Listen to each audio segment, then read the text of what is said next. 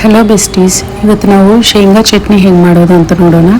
ಇದು ತುಂಬ ಸಿಂಪಲ್ಲು ಹಾಗೆ ಟೇಸ್ಟಿಯಾಗಿರುತ್ತೆ. ಒಂದು ಪ್ಯಾನ್ನಲ್ಲಿ ಅರ್ಧ ಸಣ್ಣ ಗ್ಲಾಸ್ ನೀರು ಹಾಕಿ, ಖಾರಕ್ಕೆ ತಕ್ಕಷ್ಟು ಹಸಿಮೆಣಸಿನ್ಕಾಯಿ, 4 ಬೆಳ್ಳುಳ್ಳಿ ಪೌಡ್ಸ್ ಹಾಕಿ ನೀರು ಚೆನ್ನಾಗಿ ಬಾಯ್ಲ್ ಆಗಿ ಆವಿ ಆಗೋವರೆಗೂ ಹಾಗೆ ಬಿಡಬೇಕು.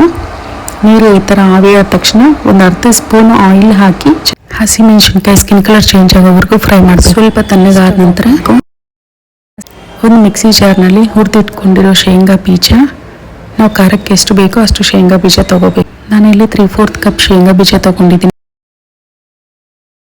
ಚಟ್ನಿ ಆದ ನಂತರ ನಾವು ಎಕ್ಸ್ಟ್ರಾ ನೀರು ಬೇಕಾದರೆ ಹಾಕೋಬೋದು. ಆಲ್ರೆಡಿ ಹುರಿದಿಟ್ಕೊಂಡಿರೋ ಹಸಿಮೆಣಸಿನ್ಕಾಯಿ, ಬೆಳ್ಳುಳ್ಳಿ, ರುಚಿಗೆ ತಕ್ಕಷ್ಟು ಉಪ್ಪು, ಮುಂಚೆನೇ ನೆನೆಸಿಟ್ಕೊಂಡಿರೋ ಸ್ವಲ್ಪ ಹುಣಸೆ ಹಣ್ಣು ಹಾಕಬೇಕು.